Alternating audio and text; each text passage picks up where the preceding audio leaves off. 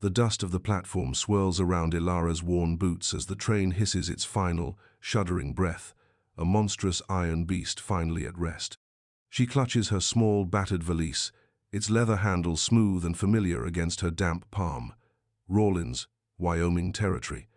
It looks just as stark and windswept as the hurried descriptions in Mr. Sage. Jedediah P. Morgan's letters.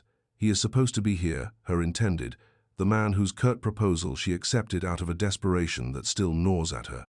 A tall man, he'd written, with a prosperous holding. She scans the sparse crowd, a knot of anxiety tightening in her chest. Men in dusty hats, a few women in faded calico. No one steps forward with a welcoming smile. No one matches the vague image she's constructed. Across the platform, Thomas Benton hefts a heavy crate of new plowshares onto his shoulder, grunting with the effort. He's here for freight, not for a woman, but his gaze snags for a moment on the girl standing alone, looking small and lost, a tag fluttering from her bag. He has half a mind to ask if she needs direction, but the station master, a harried young man new to the post, is already bustling towards him, gesturing vaguely. "That arrival you were asking about, Mr. Benton, for Morgan Creek Way, she's over there." The station master points a thumb towards Ilara, clearly mistaking Thomas's earlier inquiry about a delayed seed order for something else entirely, or perhaps just eager to clear his chaotic platform. Ilara sees the station master point, then sees Thomas, a broad-shouldered man with a sun-weathered face and eyes that seem to absorb the harsh light without blinking, turn towards her. Morgan Creek. That's what Mr. Morgan had called his area. Is this him? He's rougher than she imagined, lines etched deep around his eyes and mouth, his clothes practical and worn. He approaches, his expression unreadable. "You the one for Morgan?" he asks, his voice a low rumble, like distant thunder. Ilara, throat tight, nods mutely. She assumes Morgan is the surname, the connection. He gestures towards a sturdy buckboard wagon. "Freight's loaded. Let's go." Her trunk, small but containing all her worldly possessions, is hoisted onto the back with an economy of motion. There is no greeting, no inquiry about her journey, just an expectation of compliance. Bewildered, heart hammering a frantic rhythm against her ribs, Ilara follows, stepping up into the wagon. The man who was supposed to meet her, Jedediah P. Morgan, is at that very moment arguing with a clerk inside the station about a misrouted parcel, his back to the platform, oblivious to the woman who has traveled 1,000 miles to be his bride, being driven away by another. This accidental meeting, born of dust and misunderstanding, sets them on a path neither could have foreseen. Well, that's one way to meet. Before these two figure each other out, tell us, what's the most unexpected way you've met someone important? Share your story in the comments, and if you love a surprising romance, hit that like button. And with a curt hup from Thomas to his horses, the wagon jolted forward, leaving the Rawlins station and a very surprised, and soon-to-be irate, Jedediah P. Morgan behind. Ilara's life, and Thomas's, had just taken a sharp, unmapped turn into the vast, indifferent landscape of Wyoming. The journey to what Thomas called his place was made mostly in silence, a silence as vast and overwhelming as the land itself. Ilara, perched precariously on the hard wooden seat of the buckboard, stole glances at the man beside her. His name, she'd learned from a brief, necessary question, was Thomas Benton. He hadn't offered it. She'd had to ask, her voice small, when he'd first grunted for her to get in. He seemed a man carved from the very rock and dust that surrounded them. His hands, calloused and strong on the reins, looked as though they'd wrestled the unyielding earth for every blade of grass, every drop of water. He offered no conversation, his gaze fixed on the horizon or the rumps of his horses, his profile stern beneath the brim of his stained hat. Ilara's own story was one of quiet desperation. Orphaned young, passed between indifferent relatives, she'd finally answered Jedediah Morgan's advertisement for a wife as a last resort. His letters had been brief, businesslike, but they'd promised a home, security, things she'd never known. He'd described himself as a man of some standing, with a well-established ranch. She'd clutched at the image, embellishing it in her mind, picturing a neat farmhouse, perhaps even a flower garden. The reality of this rough-hewn man and the increasingly desolate landscape was a stark and unsettling contrast. Fear, a cold companion, settled deeper into her bones with every mile. What if this Thomas Benton wasn't taking her to Mr. Morgan? What if this was a terrible, irreversible mistake? But what could she do? She was miles from Rawlins, with no money and nowhere to go. Thomas, for his part, was wrestling with his own confusion, though he showed little of it. He'd come to the station expecting a long-delayed shipment of repeater parts and some specially ordered seed corn. His sister, Martha, who lived back east and worried incessantly about his solitary life, had vaguely mentioned months ago, in one of her rambling letters, that she might try to find him some reliable help, perhaps a housekeeper, someone sturdy and sensible. He'd dismissed it at the time, too busy with the ranch to give it much thought. When the new, flustered station master had pointed out the young woman, so obviously waiting, so clearly out of place, Martha's vague words had surfaced. This must be her. She was younger than he'd have expected for a housekeeper, and looked more like a startled fawn than someone sturdy, but people out here often looked worn beyond their years. He'd simply assumed the arrangements were made, that she knew where she was going. He wasn't a man for fuss or unnecessary talk. Work needed doing. The sun was beginning to dip towards the rugged peaks in the west when they finally crested a rise. Below them, nestled in a shallow valley carved by a thin, meandering creek, was a cabin. It was small, made of rough-hewn logs, with a sod roof and a single stone chimney from which a wisp of smoke did not curl. A corral, equally stark, stood nearby, holding a few horses that raised their heads at their approach. There were no tidy fields, no sign of the prosperity Elara had envisioned. Just the cabin, the corral, and the vast, silent land stretching in every direction.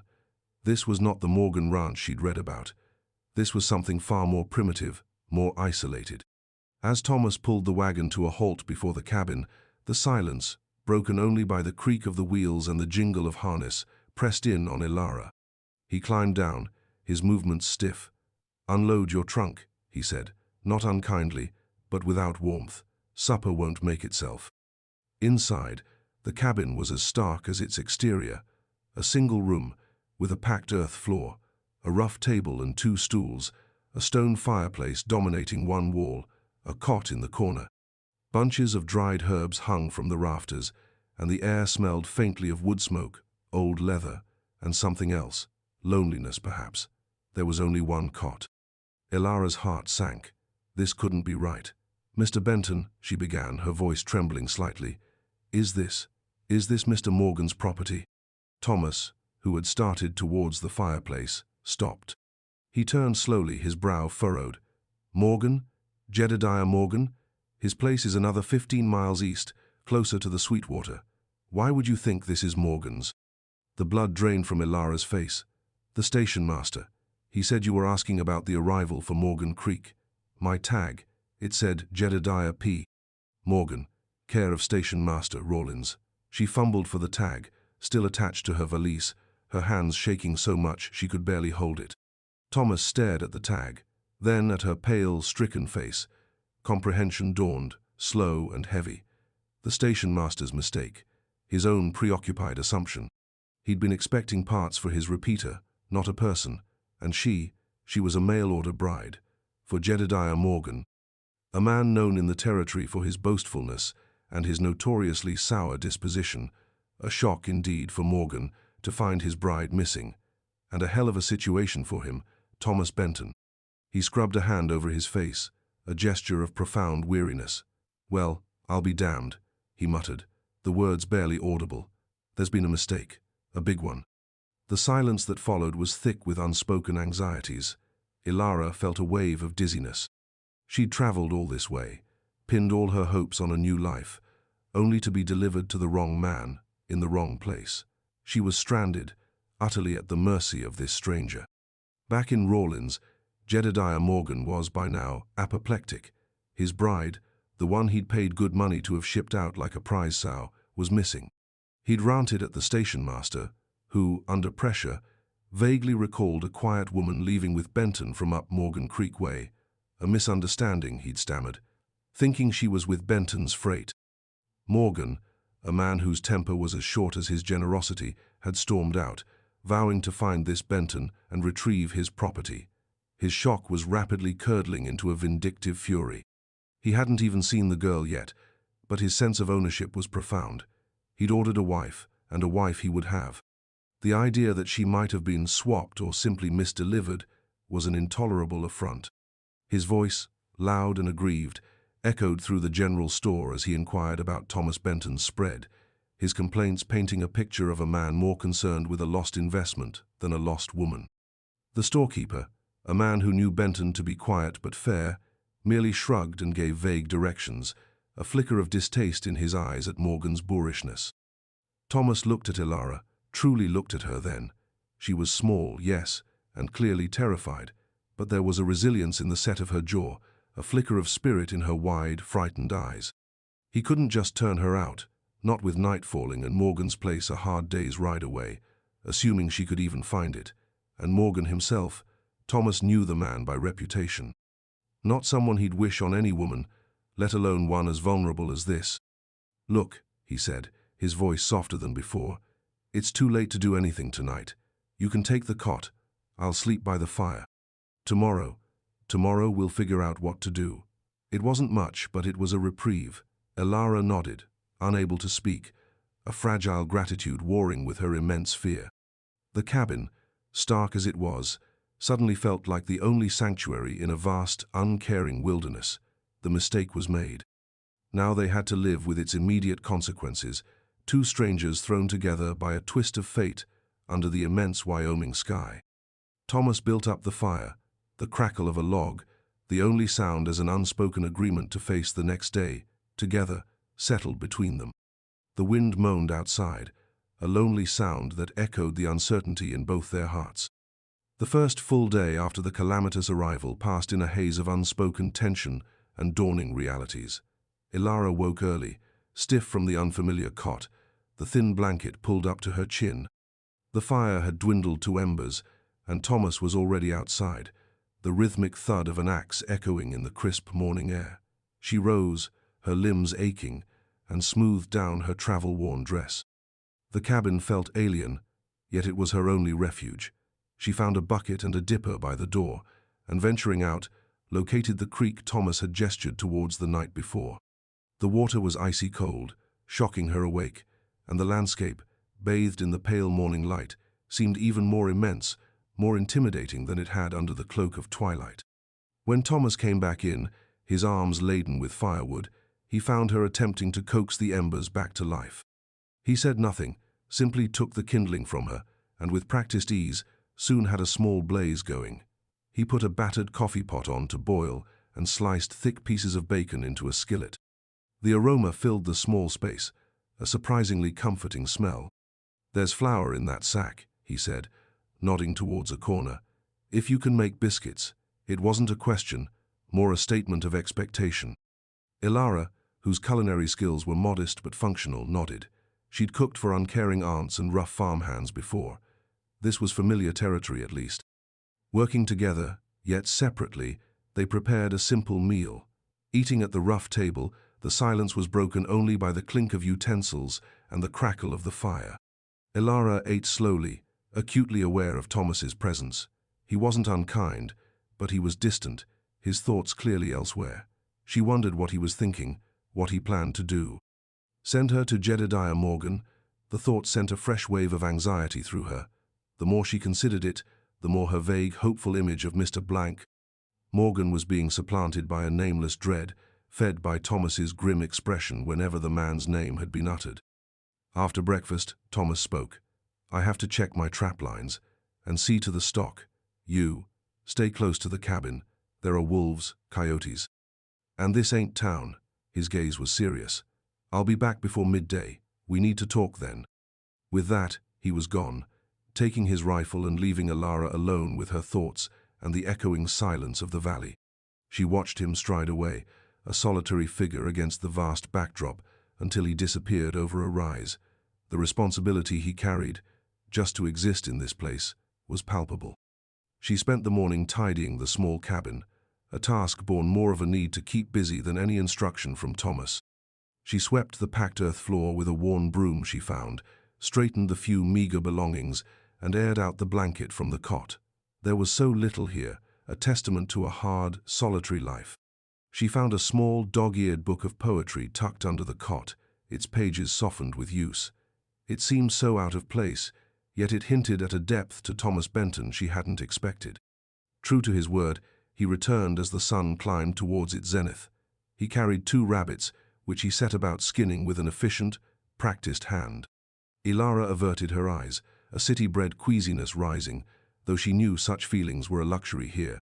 "We need to decide what's to be done," Thomas said, not looking at her, his voice flat as he worked. "Morgan will be looking for you.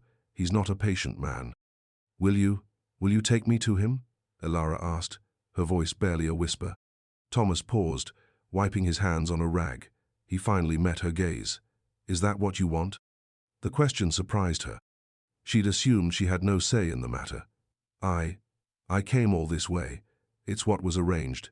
But even as she said the words, a profound reluctance filled her. The brief, almost non-existent interaction with Thomas Benton, his gruff provision of shelter, felt more humane than anything she'd gleaned from Jedediah Morgan's terse letters. "Morgan's a hard man," Thomas said quietly. "Heard he was looking for a wife like he was buying breeding stock. Strong back, wide hips, not much room for sentiment." Ilara flinched. His words, blunt as they were, confirmed her growing unease. She wasn't particularly strong, nor were her hips noticeably wide. She was small and often tired. "I don't have much to offer a woman," Thomas continued, almost to himself. "This place is hard, lonely." He looked around the cabin, then back at her. "But I wouldn't send a dog to Morgan if it had a choice." His words hung in the air. It wasn't a proposal, not even an offer, just a stark statement of fact. But in it, Ilara heard an unexpected protectiveness, a sliver of kindness.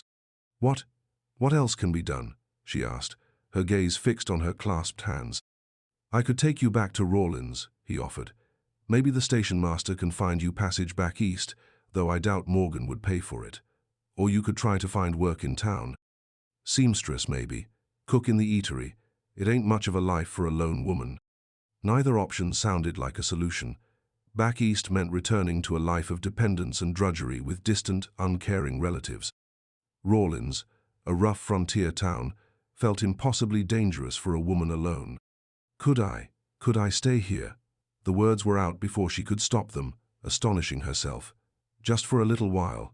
Until I can think what to do. I can cook. I can mend. I can learn other things. I wouldn't be a burden." Thomas looked at her for a long moment, his expression unreadable. The silence stretched, filled only by the distant caw of a crow. He was a solitary man, accustomed to his own company. Having a woman here, a mail-order bride intended for another, was a complication he didn't need. Yet, there was something in her plea, in her quiet desperation, that resonated with a part of him he thought long dormant. "This ain't no place for a soft woman," he said finally, his voice still gruff. "Winter's coming. It's brutal." "I'm not as soft as I look," Ilara replied, a spark of defiance in her tone. "I can work." He considered. Having someone to share the burdens, even temporarily, it was a thought he hadn't allowed himself in years. Someone to cook, to mend, to simply break the crushing silence of his days. And if Morgan did come looking, having her here under his roof, under his protection, felt right. "All right," he said, the word abrupt. "You can stay. For now, we'll see how it goes, but you pull your weight. And if Morgan comes calling..." He left the sentence unfinished, but the implication was clear. It would be a confrontation. A wave of relief, so profound it left her weak, washed over Ilara. "Thank you, Mr. Benton." "Thomas," he corrected, a slight awkwardness in his tone. "Best get used to it." It was a fragile truce, an uncertain arrangement born of necessity and a reluctant spark of compassion. That afternoon, Thomas showed her how to set snares for small game, his instructions brief and practical. Ilara listened intently, her brow furrowed in concentration. She fumbled with the wire, her fingers clumsy, but she didn't give up. He watched her, a strange mixture of pity and a grudging respect stirring within him. She was trying. In this harsh land, trying was half the battle, the other half was surviving. As evening approached, a fragile peace settled over the small cabin. They ate the rabbit stew Ilara had managed to prepare, the silence less strained than before.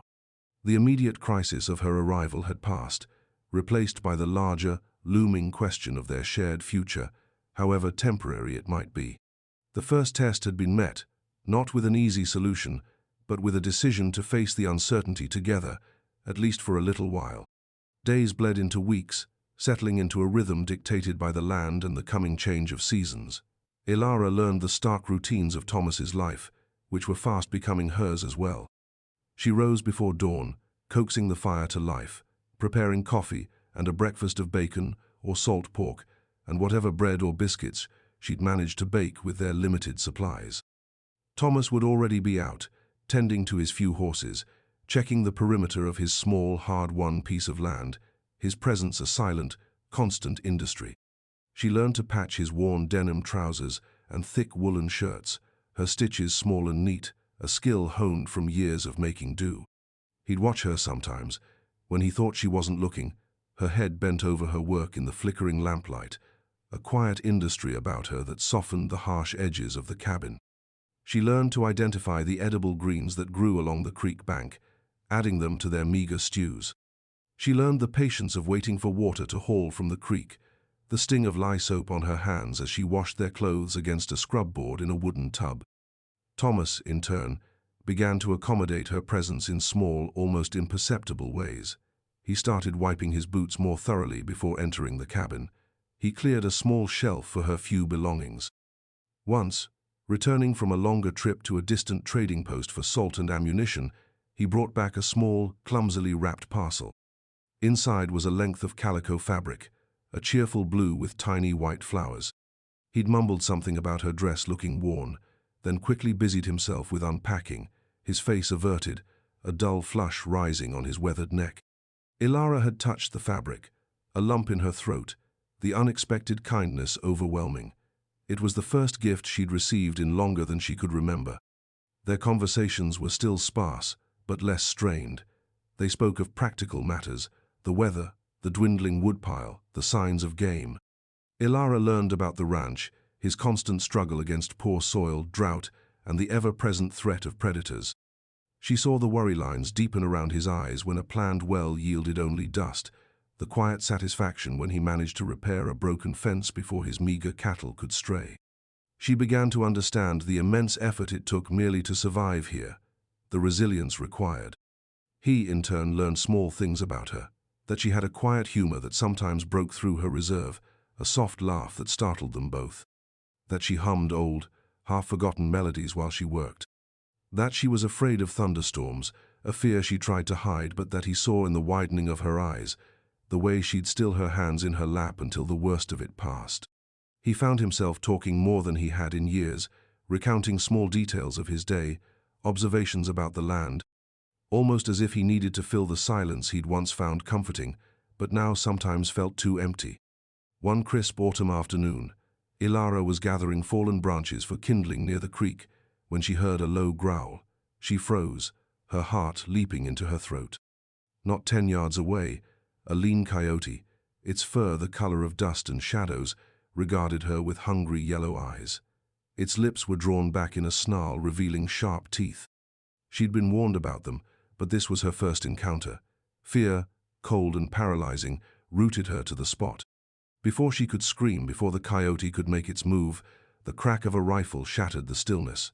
The coyote yelped, a high, thin sound, and crumpled to the ground. Thomas strode out from the cottonwoods, his rifle still smoking, his face grim. He reached her side in a few long strides, his gaze sweeping over her, checking for injury. "You all right?" His voice was rougher than usual. Ilara could only nod, her legs trembling. Reaction set in, and she swayed. Thomas's arm shot out, steadying her. His touch was firm, impersonal, yet it sent a jolt through her. "Stay closer to the cabin," he said, his tone less harsh now, a note of concern lacing through the gruffness. "They're getting bold, with winter coming on." He retrieved the coyote, and back at the cabin, as he skinned it, the pelt was worth a little, he explained. Ilara found her voice. "Thank you, Thomas. You saved me." He grunted, not meeting her eyes. Just part of living out here. But she saw the slight easing of the tension in his shoulders. He was protective of her, she realized with a start. It was a strange, unsettling, yet deeply comforting thought. The incident, though frightening, had forged another small link in the chain of their forced interdependence. She was beginning to feel less like a mistake, less like a burden, and more like something else, something that perhaps belonged in this wild, harsh place beside this quiet, resilient man. The unspoken arrangement between them, however, was a fragile thing, easily threatened by the outside world.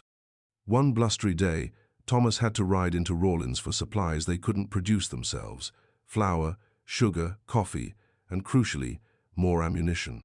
He was reluctant to leave Elara alone for so long, but it was necessary. He gave her strict instructions to keep the door barred and the rifle loaded and close at hand. His trip to the general store was uneventful until he was about to leave. Jedediah Morgan stood in the doorway, blocking his path. Morgan was a stout man, his face florid, his eyes small and mean. He'd clearly been drinking. "Benton," Morgan sneered, his voice loud enough for half the store to hear. "Heard you picked up some stray baggage at the station a while back. A woman, supposed to be mine." Thomas felt a cold knot tighten in his stomach, but his face remained impassive. "Don't know what you're talking about, Morgan." "Don't play dumb with me, Benton." Morgan's voice rose. "A mail-order bride, sent for me. Station master said she went off with you. Where is she?" His gaze was accusatory, possessive. The storekeeper and a few other customers paused, listening with avid interest. Gossip was a prized commodity in a town like Rawlins. Thomas met Morgan's gaze squarely. "If a woman came to my place by mistake, that's between her and me to sort out. It ain't your concern unless she wishes it to be." "She is my concern," Morgan blustered, stepping closer, his breath sour with whiskey. "I paid for her passage. She's mine by rights." "A woman ain't a sack of grain, Morgan, to be bought and claimed," Thomas said, his voice low and dangerous. "She makes her own choices." Morgan scoffed. "A woman like that? What choice does she have? She'll do as she's told. I'm coming out to your place, Benton. And I'm getting what's mine." He jabbed a thick finger into Thomas's chest. Thomas didn't flinch. "You set foot on my land uninvited, Morgan. You'll be trespassing, and I deal with trespassers accordingly." The threat hung heavy in the air. Morgan, for all his bluster, seemed to recognize the cold resolve in Thomas's eyes. He took a step back, his face mottled with fury. "You haven't heard the last of this, Benton. She's mine, and I'll have her." He turned and stormed out of the store. Thomas paid for his supplies, his movements deliberate, betraying none of the turmoil within. The confrontation had been inevitable, he knew, but it had come sooner than he'd hoped. Riding back to the cabin, a sense of urgency propelled him. He had to tell Elara. She had a right to know, and they had to decide, together, what to do when Morgan made good on his threat. The fragile peace of their isolated valley was about to be shattered.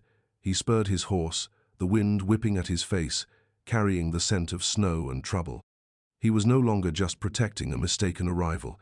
He was protecting Elara, and the quiet life they had begun to build, a life he was realizing with a startling jolt he didn't want to lose.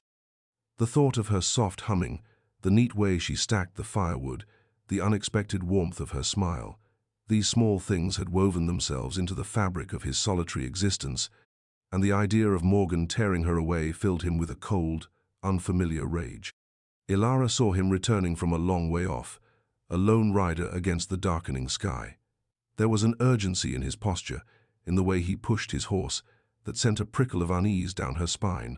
When he dismounted, his face was grim, the lines around his mouth deeper than usual. He didn't waste words. "Saw Morgan in town," he said, his voice flat as he unstrapped the supplies from his saddle. "He knows you're here, says he's coming for you." Elara's hands flew to her mouth, her eyes wide with fear. The reprieve she'd been granted, the fragile sense of safety she'd begun to cultivate, felt as if it were crumbling around her. "What? What did you say?" "Told him you weren't property to be claimed," Thomas stated, meeting her gaze. "Told him he wasn't welcome on my land." He paused, his expression softening almost imperceptibly as he took in her fear.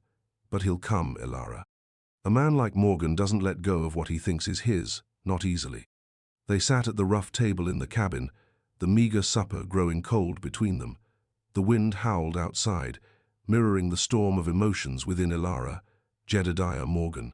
The name itself now conjured images of a harsh, demanding man, colored by Thomas's earlier descriptions and the possessive fury Thomas had just relayed. The thought of being handed over to him, of becoming his wife, filled her with a dread far colder than the Wyoming wind. "I don't want to go with him, Thomas," she whispered, the words heartfelt, desperate. His letters, they were cold, all about what he expected, what a wife should provide. Not like here. Thomas looked at her, truly looked at her.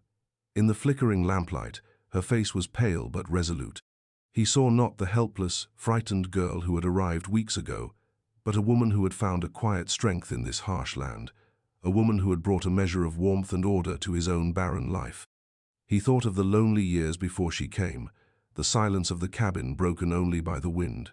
He thought of her mending his clothes, the smell of her baking bread, the surprising comfort of her presence.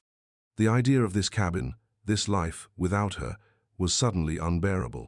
"Then you won't," he said, his voice firm, leaving no room for doubt. Elara looked up, hope dawning in her eyes. "But what can we do? He'll bring the law, perhaps."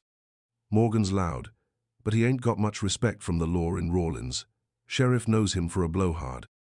Thomas mused, but he could make trouble, official trouble, unless— he hesitated, the next words feeling heavy, momentous. "Unless you weren't free to go with him." Elara frowned, confused. "What do you mean?" "A woman can't be forced to marry against her will," Thomas said slowly, carefully. "But if she's already married, or promised to another by her own consent." The implication hung in the air. Elara's breath hitched. Marriage, to Thomas Benton. The gruff, solitary man who had shown her more kindness and respect in a few short weeks than she'd known in her entire life. The idea was startling, audacious, yet not entirely unwelcome. A strange warmth spread through her, chasing away some of the cold fear. Are you asking me to marry you, Thomas?" she asked, her voice barely audible. He met her gaze, his own dark and serious. "I reckon I am, Elara, not for a fancy life. I can't offer you much beyond what you see here. Hard work, long winters. But it would be your choice, and Morgan couldn't touch you. I'd see to that." He paused.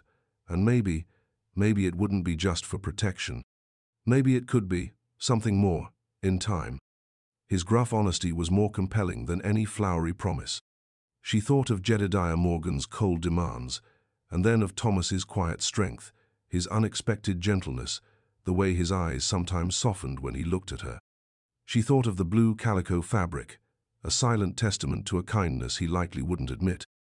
"Yes," she said, her voice surprisingly steady. "Yes, Thomas, I will marry you." A flicker of something, relief, surprise, perhaps even a hesitant joy, crossed his face before his usual stoic mask settled back into place. "Then we'll ride to Rawlins first thing tomorrow. See the preacher, before Morgan gets any ideas about visiting."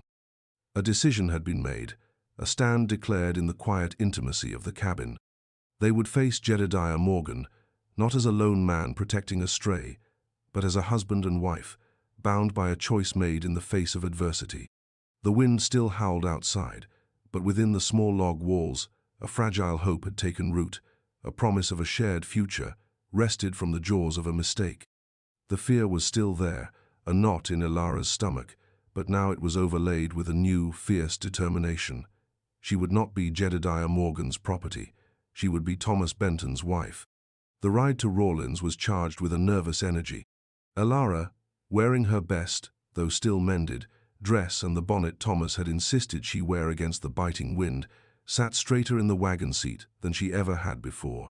Thomas, beside her, was quiet, his jaw set, but she occasionally saw him glance at her, a look in his eyes she couldn't quite decipher. Concern, protectiveness, something deeper perhaps. They spoke little, the unspoken weight of their impending confrontation with Morgan, and the even greater weight of the vows they were about to take, filling the silence. They bypassed the main street, heading straight for the small clapboard house where Preacher Davies lived. The preacher, a kindly man with spectacles perched on his nose, listened to Thomas's terse explanation with a thoughtful expression. He looked from Thomas's earnest, weathered face to Elara's pale but resolute one. He knew Thomas Benton as an honest, hard-working man, if a solitary one. He also knew Jedediah Morgan's reputation. "A marriage is a sacred vow, Thomas Ilara," he said gently, "not to be entered into lightly, or merely as a shield." "We understand that, preacher," Thomas said, his voice rough. "This ain't just a convenience, not anymore." He glanced at Ilara, a silent communication passing between them that the preacher didn't miss. Ilara found her voice. "I wish to marry Mr. Benton, preacher, of my own free will. He has been kind to me, and I do not wish to marry Mr. Morgan." The preacher nodded slowly. "Then, if you are both certain, I see no impediment." The ceremony was brief, held in the preacher's simple parlor, with his wife as the sole witness. Ilara's hands trembled as Thomas slipped a crudely fashioned ring onto her finger, a piece of bent wire he'd shaped the night before, he'd confessed awkwardly. It wasn't gold or silver, but it felt more precious than any jewel. When the preacher pronounced them man and wife, a profound sense of relief, mingled with a strange, fluttering joy, washed over Ilara. She was Mrs. Thomas Benton. She belonged somewhere. She belonged with someone. As they stepped out of the preacher's house, blinking in the watery sunlight, their new reality settling around them, they saw him. Jedediah Morgan, his face a mask of fury, was striding towards them, flanked by the town sheriff, a weary-looking man named Coates. "There he is, Sheriff. There's the man who stole my bride," Morgan bellowed, pointing an accusatory finger at Thomas. Sheriff Coates sighed, pushing his hat back. "Now, Morgan, calm yourself. Benton, there's been a complaint. Mr. Morgan here says you've abducted Miss, well, the lady intended for him." "Her name is Mrs. Benton, Sheriff," Thomas said calmly, stepping slightly in front of Ilara. "My wife." Morgan gaped, his jaw dropping. "Wife? What trickery is this, Benton? You can't just—" "We were married by Preacher Davies not 10 minutes ago, Morgan," Thomas stated, his voice firm. He held Ilara's hand, his grip steady and reassuring. She made her choice. Ilara, drawing strength from Thomas's presence, spoke up, her voice clear and carrying despite her inner trembling. "Mr. Morgan, there was a mistake at the station. I was never your intended, not in my heart. I chose to marry Mr. Benton. I am here by my own free will." Morgan's face turned a shade of purple. "She doesn't know what she's saying. He's coerced her. I paid her passage. She belongs to me." "Mr. Morgan," Sheriff Coates interjected, his voice stern, "a woman is not a piece of freight. If she's married to Mr. Benton, and she states it was of her own free will, then there's no abduction. Preacher Davies is an honorable man. If he performed the ceremony, I trust it was legitimate." He looked at Ilara. "Ma'am, are you indeed Mrs. Benton, and are you with your husband willingly?" "I am, Sheriff," Ilara said, meeting his gaze directly, "and I am." The certainty in her voice, the quiet dignity with which she stood beside Thomas, was undeniable. Morgan sputtered, incoherent with rage and thwarted entitlement. He looked from Ilara's resolute face to Thomas's unyielding stance, and then to the sheriff's impassive expression. He saw no support, no path to reclaiming what he considered his. "This is an outrage," he finally managed, but his bluster was deflating. He looked less like a wronged man, and more like a bully who had lost. "The only outrage here, Morgan," Thomas said, his voice cutting through the man's tirade, "is your belief that you can own another human being. Ilara is my wife, and you will address her as such, and leave us in peace." Sheriff Coates nodded. "Sounds like this matter is settled, Morgan. Best you accept it. Now, if there's no further disturbance," he gave Morgan a pointed look. Defeated, humiliated, Jedediah Morgan glared at Thomas and Ilara, a look of pure malice in his eyes. But he knew he was beaten. He turned on his heel and stalked away, muttering curses under his breath. The threat that had loomed over them for weeks had finally been faced and overcome. Thomas let out a slow breath he hadn't realized he'd been holding. He looked at Ilara, a rare, small smile touching his lips.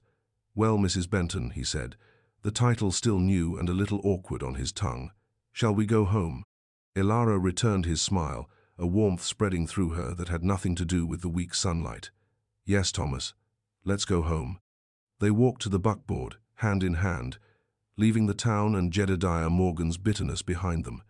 The confrontation had been public, their new status declared. They had stood together, faced down the shame and accusation, and chosen each other. The piece of bent wire on Ilara's finger felt like the strongest, most beautiful ring in the world.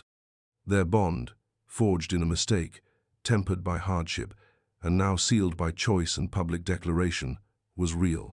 The accidental groom had indeed received a gift, one he now cherished more than his own life, and the swapped bride had found not just a refuge, but a home and a love she never expected. The journey back to the cabin was different. A quiet sense of peace, of rightness, settled over them. The vast landscape, which had once seemed so intimidating to Ilara, now felt like a welcoming embrace. This was her home now, this wild, beautiful, challenging land. And the man beside her, her husband, was her anchor in it. When they reached the cabin, it looked different too. No longer just a stark shelter, it felt like a haven, their haven. Thomas helped her down from the wagon, his hand lingering in hers a moment longer than necessary. Inside, the familiar scent of wood smoke and dried herbs was comforting. Ilara removed her bonnet, a sense of profound relief washing over her. The threat from Morgan was gone, neutralized by their unified stand and the law's grudging acknowledgement. She looked around the small room, at the rough table where they shared their meals, the stone fireplace that warmed them, the cot that was now, presumably, to be shared. A blush rose on her cheeks at the thought, but it was overlaid with a quiet anticipation. Thomas watched her, a gentle expression in his eyes she was coming to recognize. "You hungry, Ilara?" he asked, his voice softer than usual. "A little," she admitted. I'll see to the horses, and bring in more wood." He seemed almost shy, a new awkwardness replacing the old. While he was outside, Ilara busied herself preparing a simple meal, but her actions were imbued with a new sense of purpose, of belonging. She was no longer a temporary guest, a mistaken delivery. She was the mistress of this small cabin, Thomas Benton's wife. She hummed softly as she worked, a tune she hadn't realized she remembered, one her own mother used to sing. When Thomas returned, the cabin felt warmer, brighter. They ate in comfortable silence, the kind that speaks of shared understanding, not a lack of words. After supper, as the shadows lengthened and the fire cast dancing patterns on the log walls, Thomas reached across the table and took her hand. His calloused fingers were rough against hers, but his touch was gentle. "Thank you, Ilara," he said, his voice low, "for choosing this, for choosing me." "There was no other choice to make, Thomas," she replied softly, her gaze meeting his. "You were kind when you had no reason to be. You offered me shelter when I was lost. This is where I belong." He looked at the bent wire ring on her finger, then back at her face, illuminated by the firelight. He saw not the frightened girl from the train station, nor the mail-order bride intended for another, but Ilara, his wife. Strong, resilient, and with a quiet beauty that had crept into his heart unnoticed until it was firmly rooted there. The shock of her accidental arrival had long since faded, replaced by a profound gratitude. She was, in every sense of the word, a gift. He rose and gently pulled her to her feet, drawing her towards the warmth of the fire. He didn't speak, but his arm around her waist, the way he looked at her, spoke volumes. Outside, the Wyoming wind still whispered its lonely song through the pines, but inside the small cabin, two people, brought together by a station master's error and a twist of fate, had found their own quiet melody. He watched her as she leaned her head against his shoulder, her eyes reflecting the fire's glow, and knew he'd gotten far more than he'd ever bargained for or deserved. He'd found not just a wife, but his heart, there in the wild heart of the territory. The mistake had become their miracle. The sun sets, painting the rugged Wyoming landscape in hues of orange and purple. Inside the small cabin, a single lamp casts a warm glow. Ilara is mending one of Thomas's shirts, a quiet hum escaping her lips. Thomas watches her from his chair by the fire, a look of deep contentment on his weathered face. The harshness of their life remains. The land is still unforgiving, but now it is shared. The initial shock of her arrival, the fear and uncertainty, have given way to a profound, unspoken understanding and a love as sturdy and resilient as the ancient pines outside their door. He made a compassionate choice that day at the station, a choice born of a decent heart, and it changed not just her life, but his own, immeasurably for the better. The accidental groom received the greatest gift of all, and the swapped bride found her true home. Thanks for watching. If you believe in compassion overcoming prejudice and finding love in unexpected places, give this story a like and subscribe for more. This story showed love and heroism where least expected. What was your favorite moment of connection between them? Tell us in the comments.